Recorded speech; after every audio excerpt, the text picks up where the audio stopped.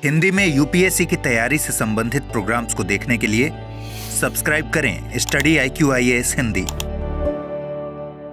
Hello दोस्तों, नमस्कार। कैसे हैं आप सभी लोग? सबसे पहले तो आप सभी लोगों का बहुत बहुत स्वागत है आपके अपने चैनल स्टडी IQIAS हिंदी पर। दोस्तों, आज हम लोग बात कर रहे हैं अपने टर्मिनोमिक्स सेक्शन के लेक्चर नंबर 3 पर, और इसमें आज हम अपने प्रीवियस ईयर के जो क्वेश्चंस हैं उनको तो डिस्कस करेंगे ही करेंगे, जो आए हुए इस टॉपिक से रिलेटेड हैं। जैसा कि मैंने कल डिस्कस किया था कि आज हम इसमें चर्चा करेंगे आपके उन सभी क्रांति से संबंधित मुद्दों की जो हमारी कृषि से जुड़े हुए हैं, यानी कृषि से जुड़ी हुई क्रांतियों के बारे में विस्तृत चर्चा करेंगे, जहां से आपके प्रारंभिक परीक्षा में और हो सकता है कि मुख्य परीक्षा में भी प्रश्न पूछे जा सकते हैं। ठीक है ना? तो चलिए दोस्तों, इस पर आज हम लोग चर्चा कर रहे हैं टर्मिनोमिक्स 2024 IAS के लिए, आपके लिए। सभी लोग जल्दी जल्दी ज्वाइन कर लीजिए प्रॉपर तरीके से, एवरीबॉडी। ठीक है ना? तो आज हमारा जो टॉपिक है वो है कृषि, और मैंने पहले भी कहा था कि कृषि हमारा अभी लगभग 4-5 दिन कंटिन्यू चलेगा, क्योंकि कृषि एक बहुत बड़ा चैप्टर भी है। सरकार की उसमें बहुत सारी योजनाएं भी हैं, बहुत सारे मुद्दे भी हैं जिनको आपको देखना चाहिए, समझना चाहिए, और वहाँ से आपके सबसे ज़्यादा प्रश्न भी पूछे जाते हैं। इसीलिए मैं इस टॉपिक को आराम से समझाने की कोशिश कर रहा हूँ, जिससे कि आप लोग, खासकर उन छात्रों का जो सही ढंग से कहीं पर पढ़े नहीं हैं, उनके पास संसाधन नहीं है, या कह लीजिए कि उनके कंसेप्ट क्लियर नहीं हुए, वो आकर के यहाँ कंसेप्ट क्लियर करें, पढ़ें और आगे बढ़ें। ठीक है ना? और अंतिम उद्देश्य तो आप जानते ही हैं, हमारा या आपका, सिर्फ आपकी सफलता है। ठीक है ना? तो लेक्चर नंबर 3 आवाज प्रॉपर पहुंच रही है ना? चलिए, जब सभी लोग जल्दी जल्दी जुड़ जाइए, एवरीबॉडी। तो अब मैंने जैसा कि आप लोगों को बताया था पहले भी कि आज हम लोग बात करेंगे कृषि क्रांतियों के बारे में। और क्रांति का अर्थ मैंने बताया था कि क्रांति का अर्थ होता है मानव जीवन के सभी पहलुओं में आमूलचूल परिवर्तन, उसको हम क्रांति कहते हैं। ठीक है ना? अब उसी संदर्भ में भारतीय कृषि में भी कई सारी क्रांतियां हुई हैं, जिन्होंने भारतीय कृषि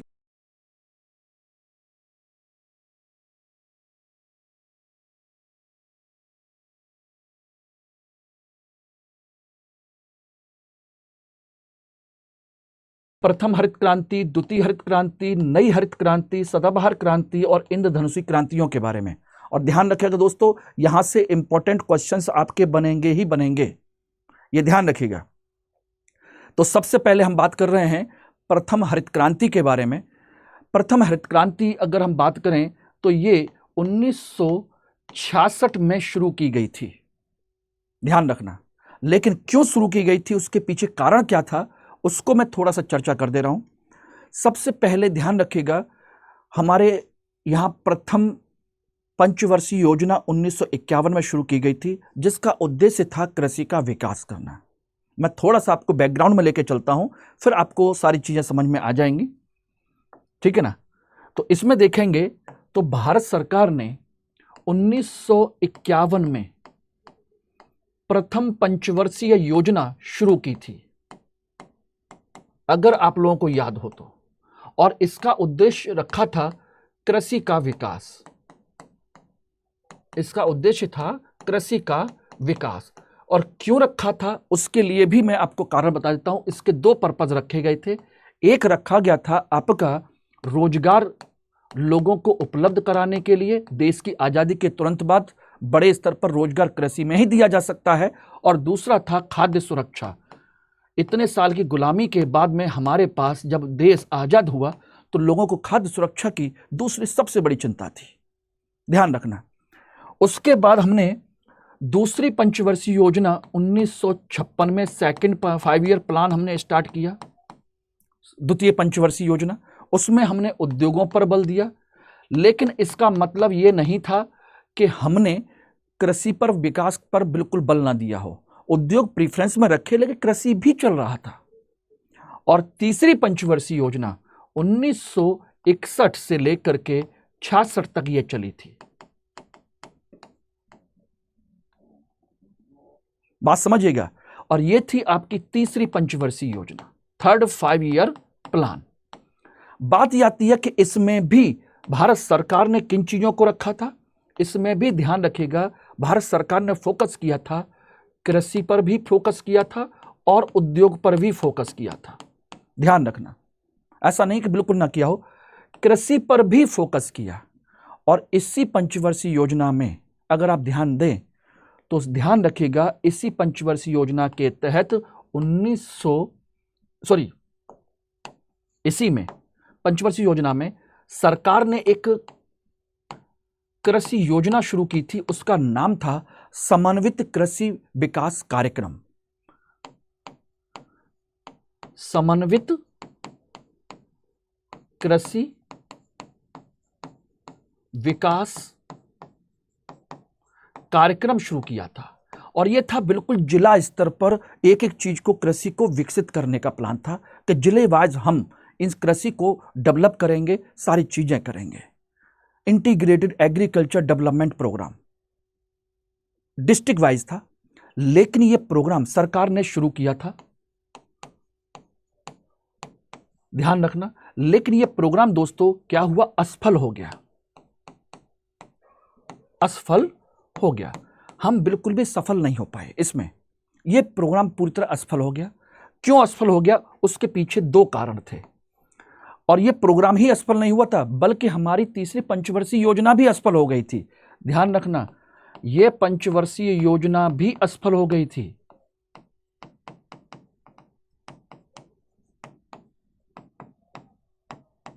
असफल कारण क्या था, कारण थे 2। एक तो आपका लगातार कई साल तक हमारा मानसून असफल रहा, मानसून कैसा रहा, असफल। और दूसरे हमारे यहां 2 युद्ध हुए थे, एक 1962 का और एक 1965 का, और ये दोनों युद्ध पाकिस्तान और चीन के साथ हुए थे। अब ऐसी कंडीशन में भारत सरकार किस पर फोकस करे, युद्ध में अपने देश को बचाए या कृषि का विकास करे। और ऊपर से सोचिएगा आपका मानसून फेलियर है, और आज भी हमारे यहां किसान की जो कृषि है वो एक तरीके से जुआ है। मानसून अगर सही हो गया तो कृषि अच्छी है, मानसून असफल तो बेकार। तो यह प्रोग्राम फेल हो चुका था। अब भारत में खाद्यान्न का इतना संकट खड़ा हो गया कि आप पूछिएगा मत।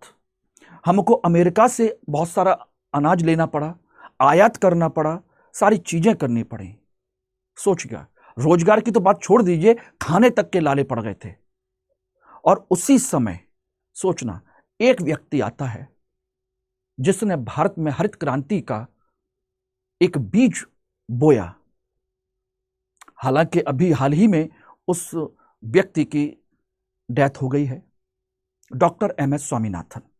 और उन्होंने भारत में इसी के बाद सोचिएगा हरित क्रांति की शुरुआत की। अब कैसे शुरुआत की वो आप समझिएगा, यहीं पर जिसको हम कहते हैं प्रथम हरित क्रांति। सोचिएगा भारत में, और हरित क्रांति का विश्व में जो जनक कहलाते हैं वो नॉर्मन बोरलॉग कहलाते हैं, और भारत में इसके जनक कहलाते हैं तो डॉक्टर एमएस स्वामीनाथन कहलाते हैं। ध्यान रखिएगा दोस्तों, हरित क्रांति के जनक विश्व में डॉक्टर नॉर्मन बोरलॉग और भारत में आपके डॉक्टर एम.एस. स्वामीनाथन। ये भारत में और ये विश्व में कहलाते हैं। इन्होंने, सोचिए, अमेरिका के रहने वाले डॉक्टर नॉर्मन बोरलॉग हैं। इन्होंने मैक्सिको में कृषि में बहुत बड़े सुधार किए, बहुत बड़े प्रैक्टिकल किए और दुनिया को नए हाइब्रिड सीड्स के बारे में जानकारी दी। ध्यान रखिएगा, तो प्रथम हरित क्रांति की इन्होंने या भारत में एमएस स्वामीनाथन ने शुरुआत की। और कैसे कैसे शुरुआत की वो समझिएगा।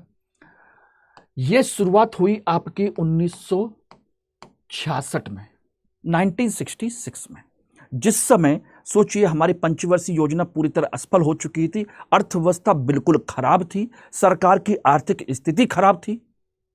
सोचिएगा, तो समझ लीजिए कि उस समय सरकार की स्थिति ये नहीं थी वो किसी तरह की किसी की कोई हेल्प कर पाए।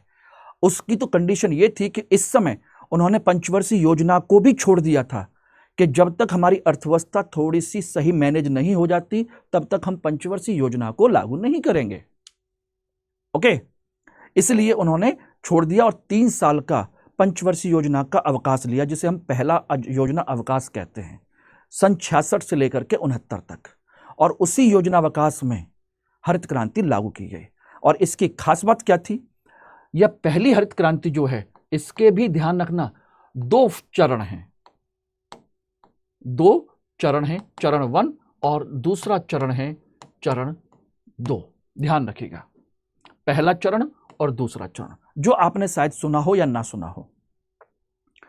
पहले चरण में ध्यान रखना, इस हरित क्रांति में एक चीज और ध्यान रखिएगा यहीं पर, इसमें जो बीज इस्तेमाल किए गए हैं वो हाइब्रिड बीज हैं। कैसे हैं? हाइब्रिड बीजों का इस्तेमाल किया गया।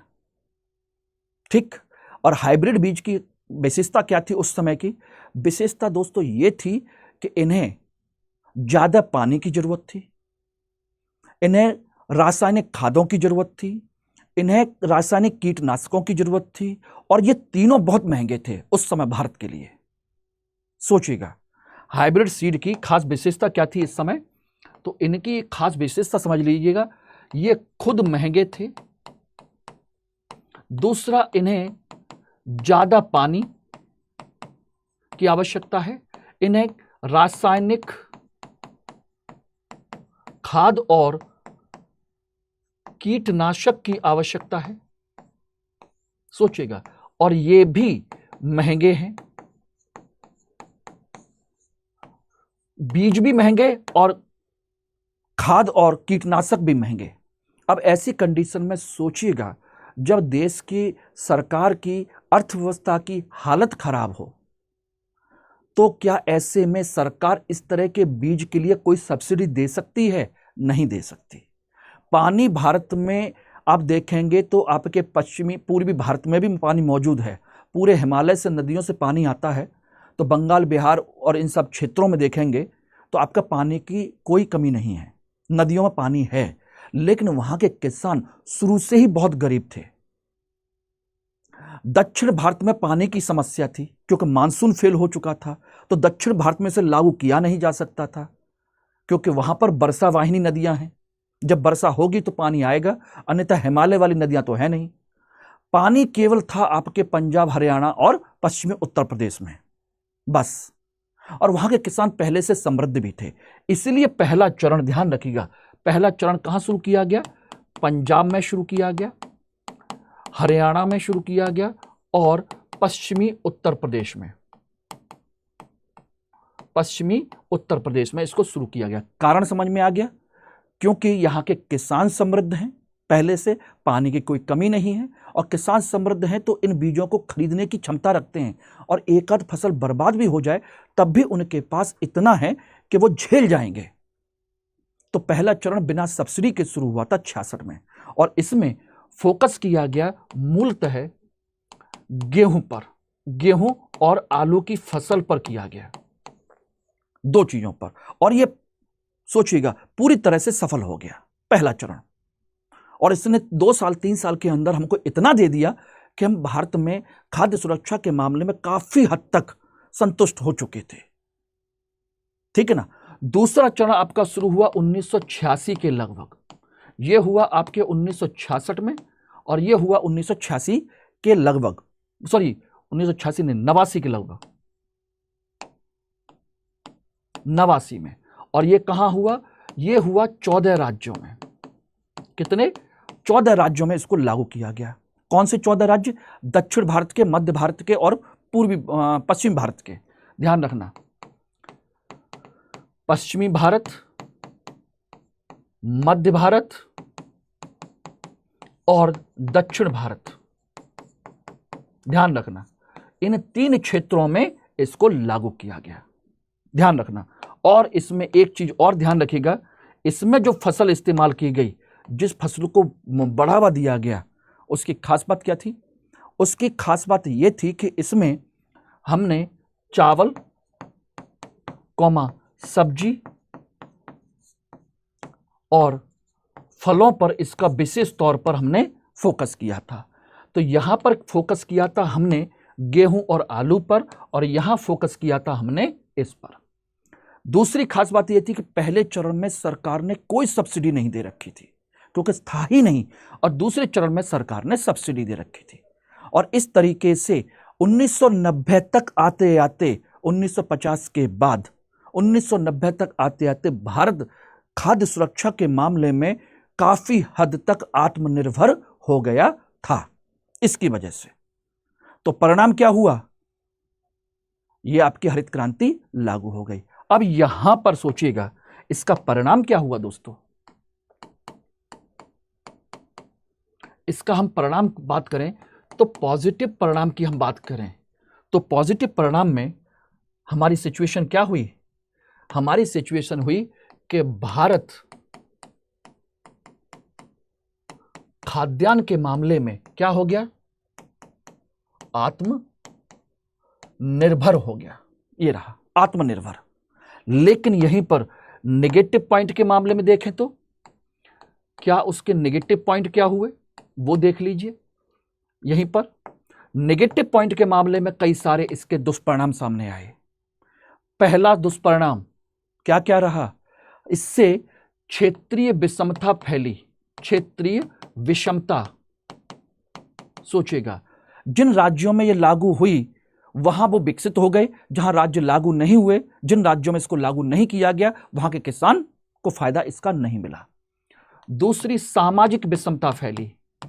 सामाजिक विषमता यानी कि इसकी वजह से क्या हुआ?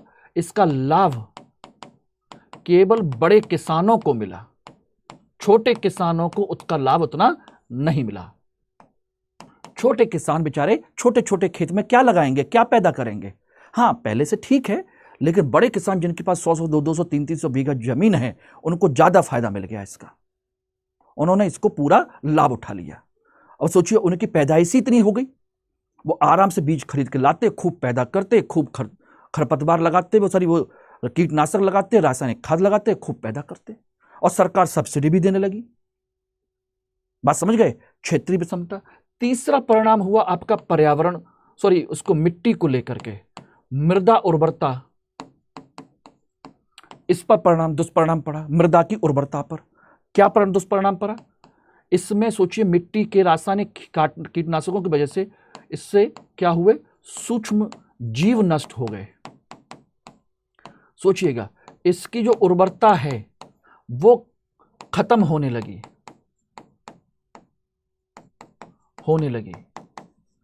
इसमें जो पोषक तत्व थे मिट्टी के अंदर, पोषक तत्व, उनका संतुलन बिगड़ गया, संतुलन खराब हो गया। क्यों? क्योंकि हमने जिस फसल को हमको अच्छा लग रहा है उसी फसल में खूब हम खाद लगा रहे हैं, बिना मिट्टी की जांच कराए कि हमें मिट्टी में क्या क्या है और क्या क्या नहीं है। पता चला कि हमारी मिट्टी में पोटास है, फास्फोरस है, लेकिन हम फिर भी जब जबरदस्ती लगाए जा रहे हैं फसल पैदा करने के लिए। जस्ट लाइक समझ लीजिए कि आपके शरीर में आराम से प्रोटीन है, लेकिन शरीर में विटामिन की कमी है, और बाजार से क्या लेके आ रहे हो? प्रोटीन शेक पी रहे हो। यार थकान हो रही है, प्रोटीन शेक पी लेते हैं। अरे भाई चेक तो कर लो कौन सी विटामिन की कमी है या कौन से प्रोटीन की कमी है। बिना चेक करे कुछ भी खाए जाओगे। उसी तरीके से बिना चेक करे इन्होंने रासायनिक कीटनाशक, रासायनिक खाद पानी खूब लगा दिए, तो सूक्ष्म जीव नष्ट हो गए, केंचुए नष्ट हो गए, जो किसान मित्र कहलाते हैं। ये सब प्रभाव पड़ा। और क्या प्रभाव पड़ा? और प्रभाव पड़ा जल संकट। जल संकट, और जल संकट भी दोस्तों दो तरीके का देखा गया। सोचिएगा, एक तो हो गया जल संकट में, एक तो हो गया जल प्रदूषित हो गया। किसकी वजह से? रासायनिक खाद और रासायनिक कीटनाशकों की वजह से। बारिश हुई, पानी लगाया, क्या हुआ? वो सारे के सारे केमिकल्स रिस रिस करके जमीन के नीचे चले गए और उसको हम पीने लगे। और जल संकट पर जल प्रदूषित हुआ तो मानव स्वास्थ्य पर इसका दुष्परिणाम पड़ा। मानव स्वास्थ्य क्या हुआ? प्रभावित। देखिए यही सारे के सारे क्वेश्चन हैं, मेंस में भी क्वेश्चन बन जाते हैं। हरित क्रांति के पड़ने वाले प्रभावों को स्पष्ट कीजिए। हरित क्रांति ने भारत को आत्मनिर्भरता भी दी, लेकिन साथ के साथ हरित क्रांति ने मानव पर बहुत दुष्परिणाम भी दिखाई देते हैं, या हमारी अर्थव्यवस्था में दुष्परिणाम भी दिखाई देते हैं। सीधा सीधा क्वेश्चन बन जाएगा मेंस का भी। और दूसरा, इसमें क्या हुआ, आपका जल स्तर जो है, जल स्तर वो बढ़ने लगा, वो घटने लगा, सॉरी, भूमिगत जल स्तर घटने लगा। क्यों? क्योंकि ट्यूबवेल से पानी निकाल निकाल के खेतों में खूब लगाने लगे, क्योंकि पानी की जरूरत ज्यादा है। तीसरा क्या हुआ, इसी की वजह से, ज्यादा पानी की वजह से ही, सोचिएगा, पानी के कारण मृदा अपरदन होने लगा। मृदा अपरदन की समस्या, सोचिए, ये सारे के सारे संकट आपके सामने आ गए। सोचना, मृदा अपरदन, पानी खूब लगाओगे तो उसके ऊपर वाली जो मिट्टी की जो लेयर है वो क्या होगी, कहीं ना कहीं मेड़ कटेगी, पड़ोसी केस में घुस जाएगी, उसके पोषक तत्व उधर चले जाएंगे, उसकी जो पोषक तत्व जो हैं वो सब नष्ट हो जाएंगे। सॉइल इरोजन कहते हैं इससे, मिट्टी एक तरफ से दूसरी तरफ बहती चली जाती है। कभी आपने खेतों में पानी लगाया हो तो आप समझ सकते हैं। ओके, तो ये सारी जो चीजें हैं ये आपके परिणाम हुए, और इन्हीं परिणामों को दूर करने के लिए ही दूसरी हरित क्रांति लाई गई। एवरीबॉडी क्लियर है? तो ध्यान रखिएगा,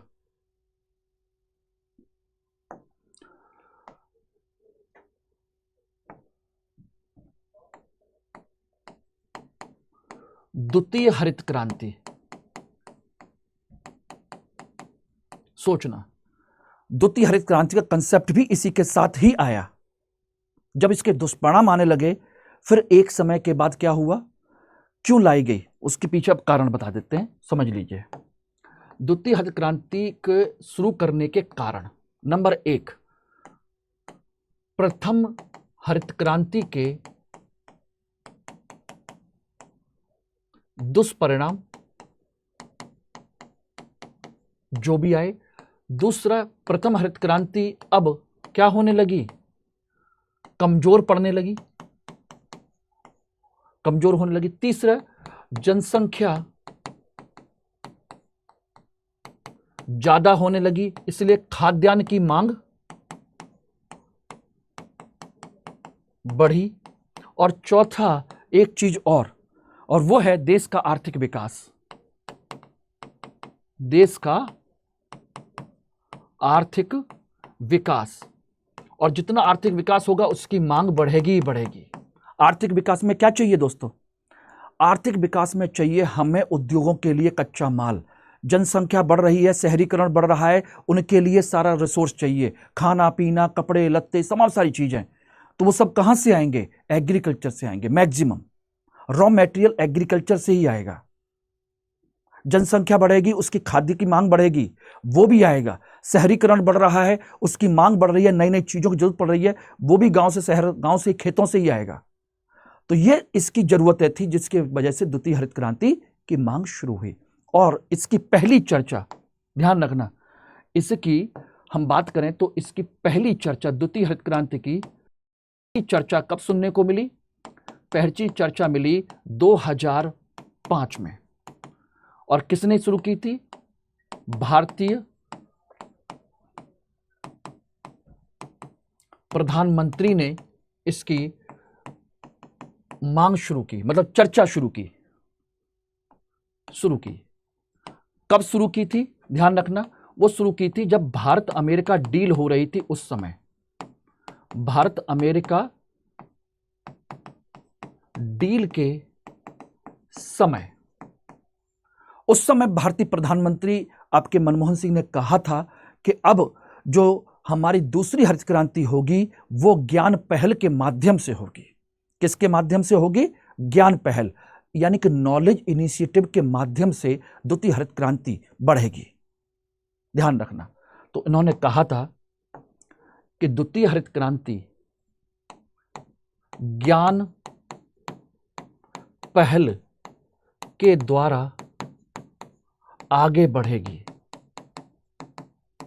यानी कि अब इसको किसके माध्यम से? इसको केवल पैसे के माध्यम से नहीं, बल्कि नॉलेज के माध्यम से आगे बढ़ेगी। नए नए इनिशिएटिव्स होंगे, प्राइवेट सेक्टर इसमें इन्वॉल्व होगा, साइंस एंड टेक्नोलॉजी का यूज होगा इसमें। प्रॉपर तरीके से। अब तक तो जो हो गया सो हो गया, अब हम इसको बड़े लेवल पर लेके जाएंगे। इसमें ई टेक्नोलॉजी का यूज करेंगे, इसमें इंफॉर्मेशन टेक्नोलॉजी का यूज करेंगे, इसमें बायोटेक्नोलॉजी का यूज करेंगे, इसमें अच्छी अच्छी मशीनरीज का यूज करेंगे और इनोवेटिव आइडियाज भी लेकर के आएंगे। और उससे अब एग्रीकल्चर आगे बढ़ेगी, उससे आएगा सेकंड ग्रीन रिवॉल्यूशन। ध्यान रखिएगा, चर्चा 2005 में शुरू हुई और द्वितीय हरित क्रांति, ध्यान रखना, जो प्रॉपर तरीके से द्वितीय हरित क्रांति शुरू हुई, ध्यान रखिएगा, वो कब शुरू हुई?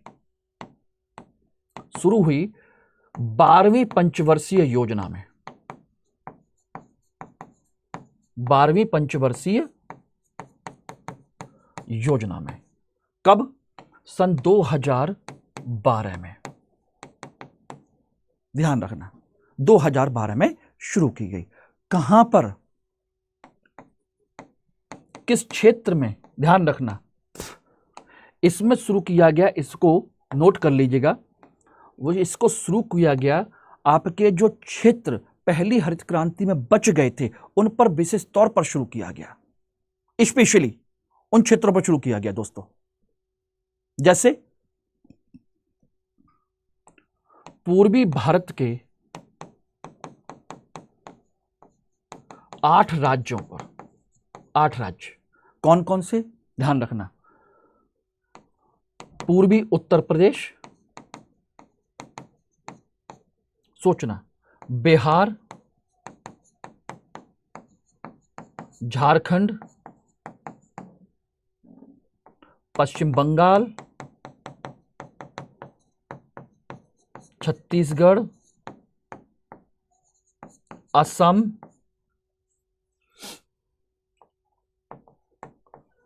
आंध्र प्रदेश और उड़ीसा। पहली पंचवर्षीय योजना इनमें लागू नहीं हुई थी, अब इसको इसमें लागू किया गया है, यह ध्यान रखिएगा। तो दूसरी हरित क्रांति इनमें लागू किया गया और किन चीजों पर बल दिया गया? आपके टेक्नोलॉजी पर, मिट्टी की जांच पर, जैविक कृषि पर, इन विशेष जल संरक्षण पर, इसी में विशेष तौर पर फोकस किया गया। तो दूसरी हरित क्रांति में किस किस चीज फोकस किया गया? Second green revolution. सोचना, किस किस चीज पर? ध्यान रखना, इसमें फोकस किया गया जैविक कृषि पर। जैविक कृषि बोले तो पर्यावरण संरक्षण,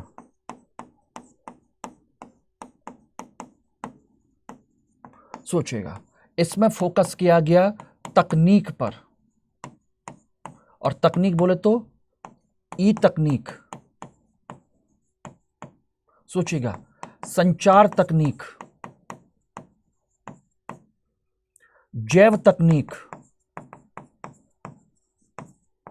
सोचना, ये रहे। ड्रोन टेक्नोलॉजी, ड्रोन तकनीक, इन सब चीजों पर। ठीक, तीसरा शुरू किया गया इसमें मृदा की जांच के बाद कृषि पर।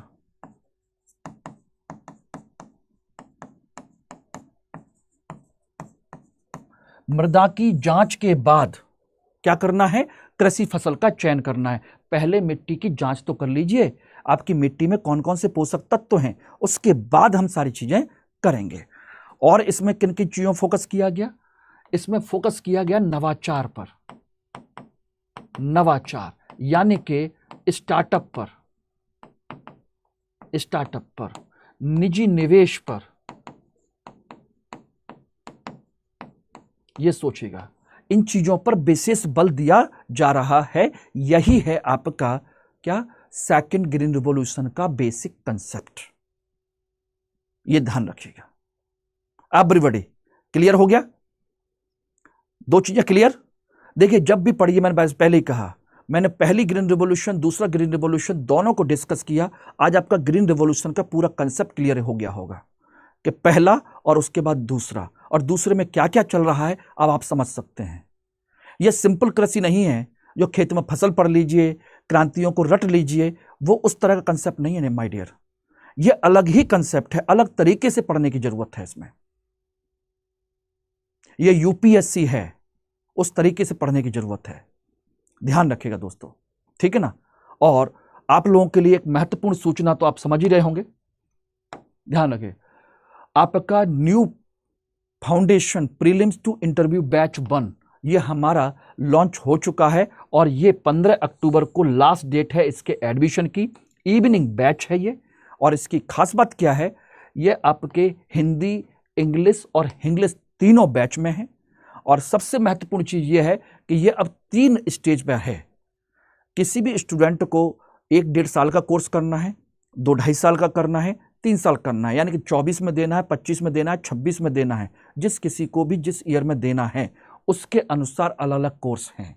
अभी से आप ज्वाइन कर सकते हैं, ठीक है ना।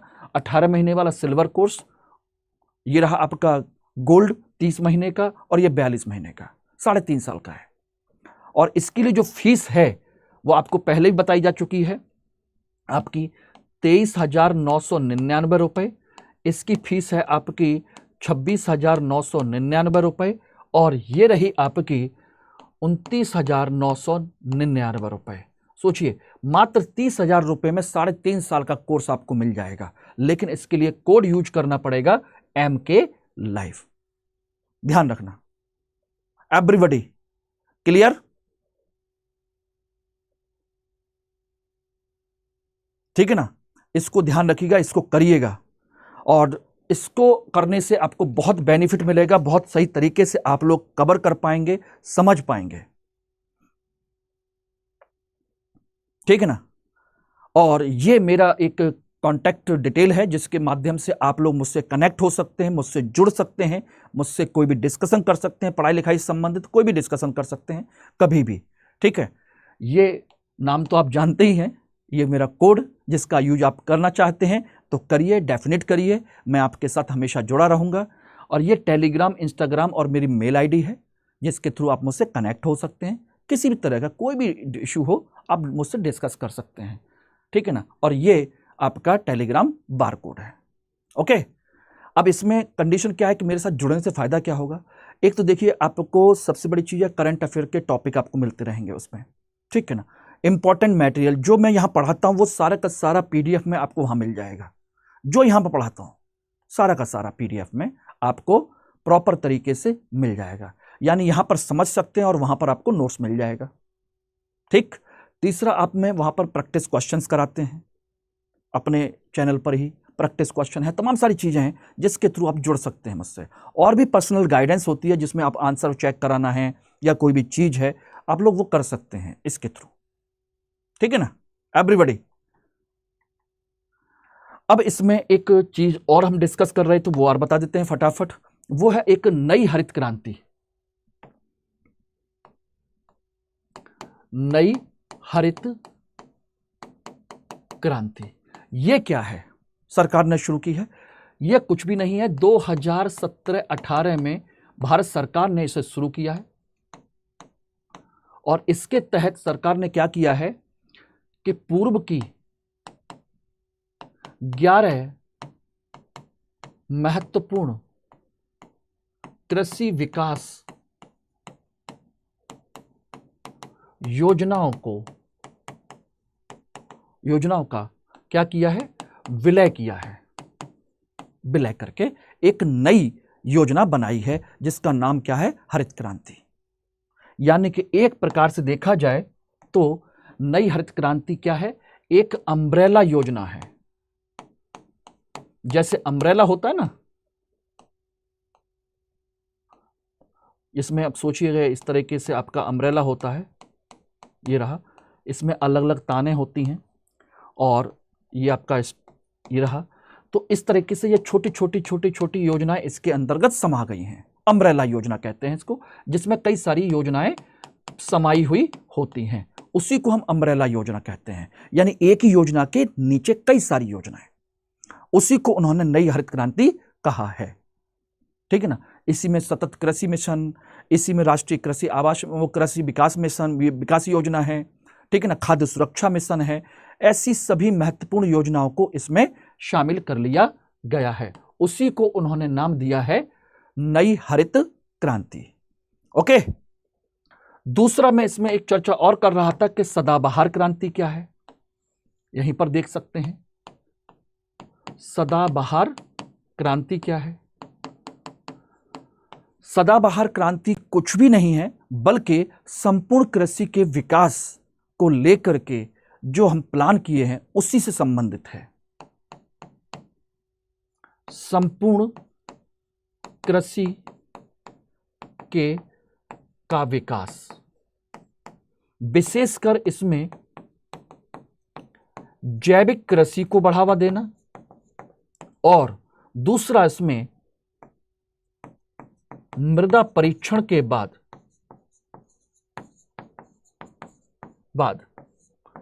फसल उगाना, इस पर यह दिया गया है।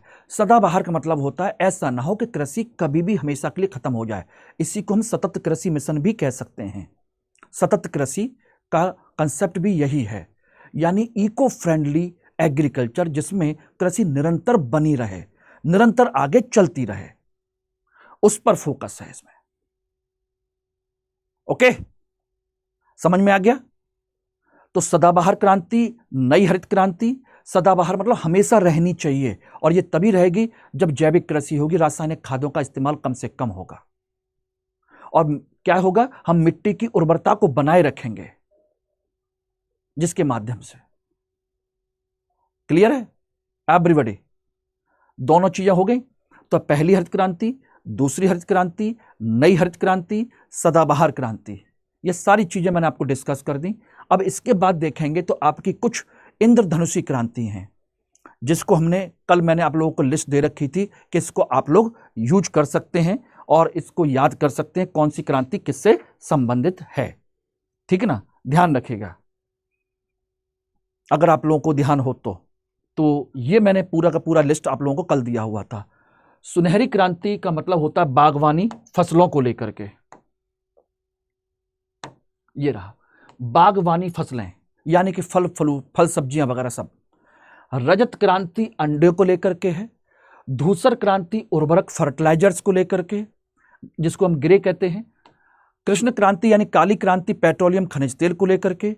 नीली क्रांति मत्स्य पालन, इन सब को लेकर के। गुलाबी क्रांति झींगा मछली और प्याज को लेकर के है। पीली क्रांति खाद्य तेल को लेकर के। श्वेत क्रांति दुग्ध और गोल क्रांति आलू के लिए। ठीक, अब यहां पर आपको कुछ चीजें मैं आपको डिस्कस करना चाह रहा हूं, वो आप लोग इसके साथ में और डिस्कस कर लीजिए, बेहतर रहेगा, आपको इसका बेनिफिट आप लोगों को मिल सकता है। जो मैंने कहा था कि इसमें उसी तरीके से हमें पढ़ने की आवश्यकता है। तो जैसे हम बात करें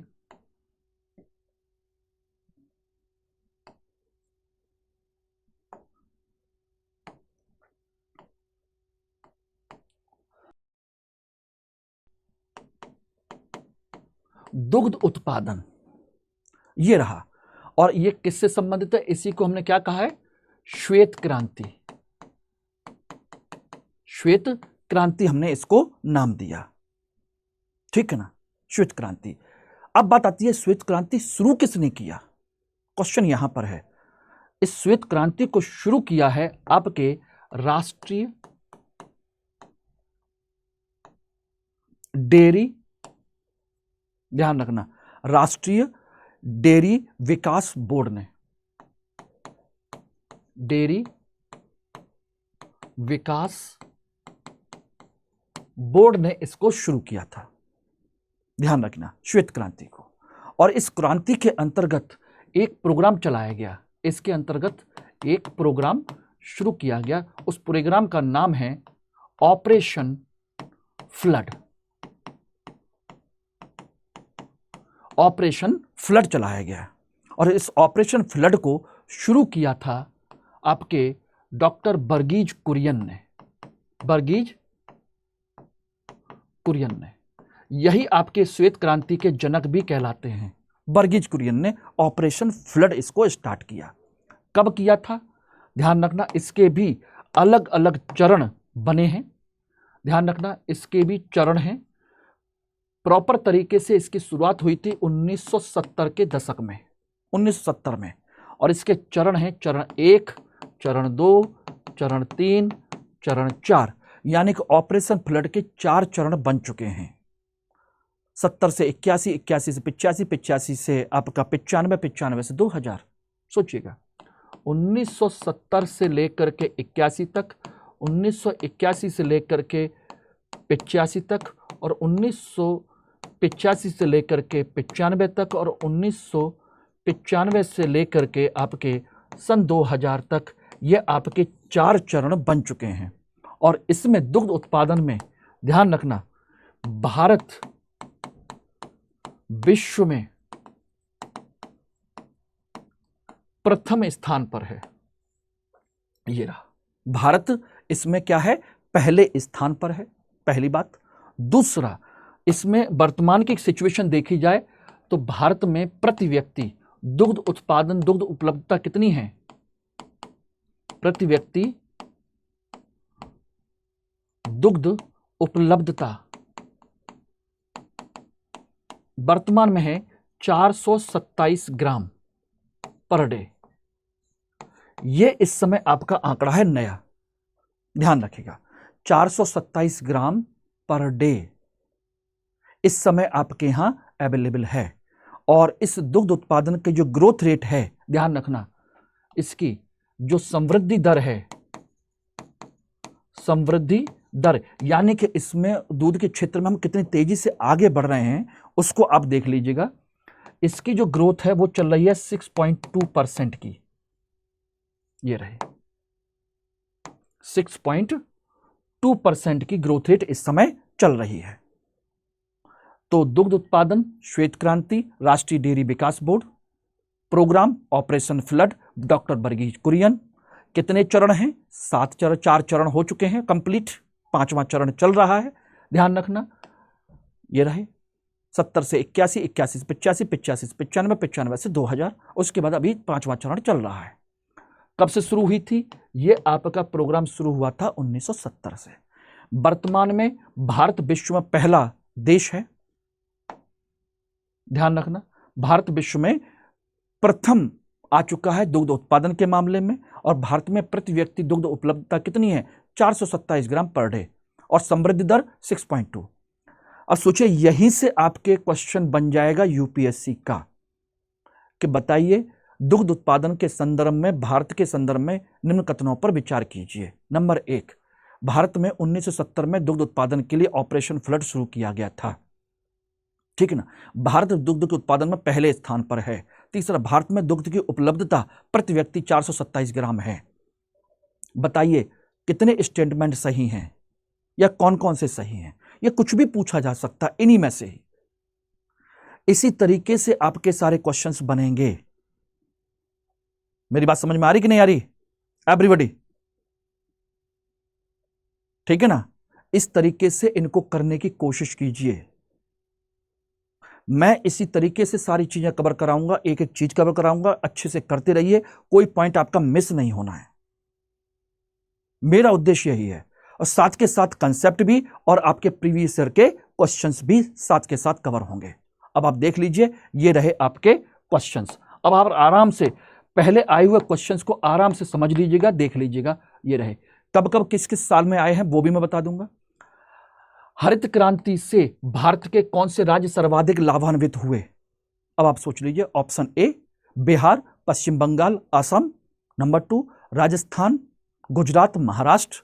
नंबर सी तीसरा ऑप्शन है पंजाब, हरियाणा, पश्चिमी उत्तर प्रदेश। और डी तमिलनाडु, आंध्र प्रदेश, केरल।